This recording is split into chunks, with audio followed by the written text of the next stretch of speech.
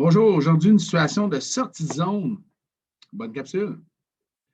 Comme vous voyez, le positionnement est assez simple. Défenseur aux deux extrémités avec toutes les rondelles et les attaquants en milieu de zone neutre. Important, dans chaque situation, deux attaquants de chaque côté vont faire deux sorties de zone différentes, mais qui vont se terminer à la même place là, en zone offensive à l'extrême de la patinoire. Fait au coup de sifflet simple, défenseur dans le coin de la patinoire, fait une action, vient chercher le top du cercle de mise en jeu, pivot avant-arrière, vraiment important, vient chercher là, que le joueur ne triche pas, qu'il fasse son action comme il faut. Ensuite de ça, un des joueurs en attente place une rondelle, la rondelle numéro 1 pour D1.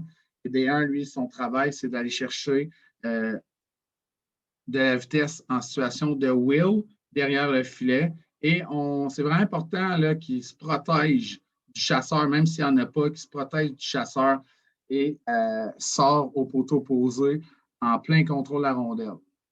Ensuite de ça, situation de sortie de zone numéro 1. F1 vient se donner en option de passe sur le bord de la bande. Prise d'information, c'est vraiment important.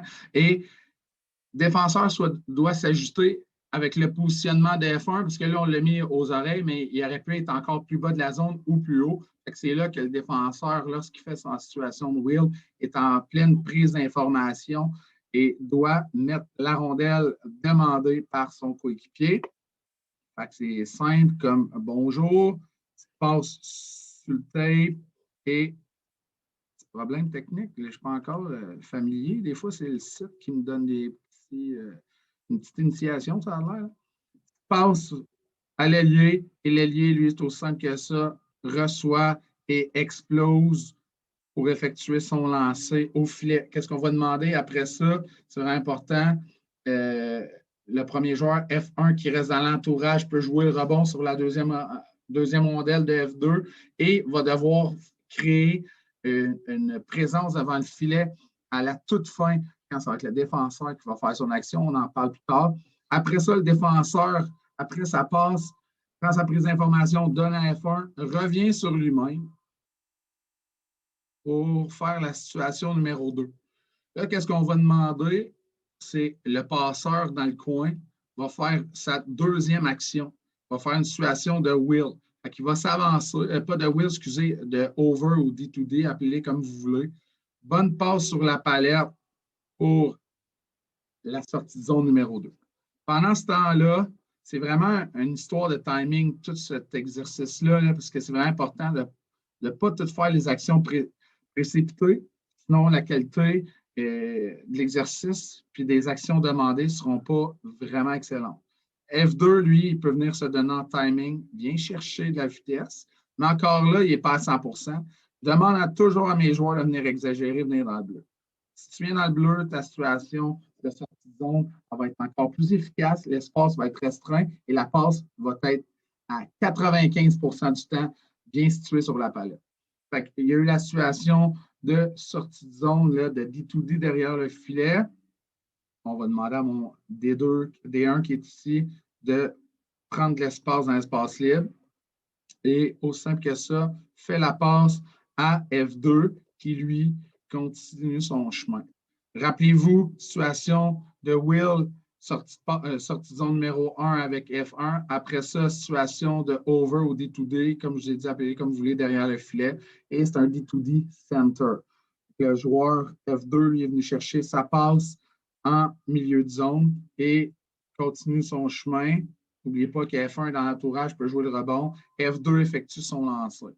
Lorsque tout est fait, défenseur après sa passe, lui explose, s'implique dans le jeu, vient rapidement à la deuxième ligne bleue, peut aller chercher la ligne des points, on appelle ça la ligne des dots, et après ça, il peut venir se positionner entre les points de mise en jeu ou la bande, où est-ce qu'il est plus à l'aise, puis avoir une meilleure ligne de tir parce qu'il va effectuer un lancer. Pendant ce temps-là, on en a deux joueurs qui ont fini leur action, F1 qui vient s'installer dans le filet, et on va rajouter F2 qui vont venir faire une bonne écran. C'est important qu'on pratique cette situation-là.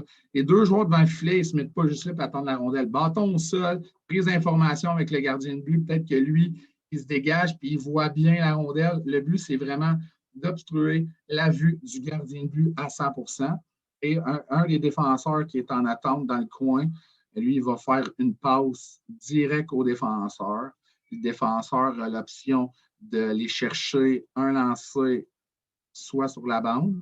Par exemple, c'est un droitier, il peut descendre un peu sur la bande et effectuer son lancer de la bande. Il peut lancer directement de la ligne bleue ou aller glisser sur la bleue pour être plus à l'aise, aller chercher une meilleure ligne de tir. Il y en a qui sont plus à l'aise de glisser à l'intérieur pour pouvoir placer la rondelle au filet. C'est à la guise du défenseur. Mais c'est important que des fois, il alterne. Même si tu es droitier, tu peux aller chercher la ligne bleue vers le centre, placer ton lancer. Le positionnement des patins est super important. Ou un gaucher qui va chercher la bande droite qui peut ouvrir sur le long de la bande et lancer au filet. Il y a beaucoup, beaucoup d'informations. Si vous avez des questions, vous pouvez m'écrire. N'hésitez pas, mais je vous le dis, c'est un exercice d'activation. On peut varier beaucoup d'actions. Je vous le dis, c'est incroyable. Là, ce drill-là, on peut l'utiliser dans toutes les situations. Puis quand je dis toutes, vraiment une situation de 2 contre 2, 2 contre 1, bataille devant le filet, n'importe quoi. Il faut que vous soyez original. Sur ce, je vous souhaite une bonne journée et j'espère que vous avez apprécié.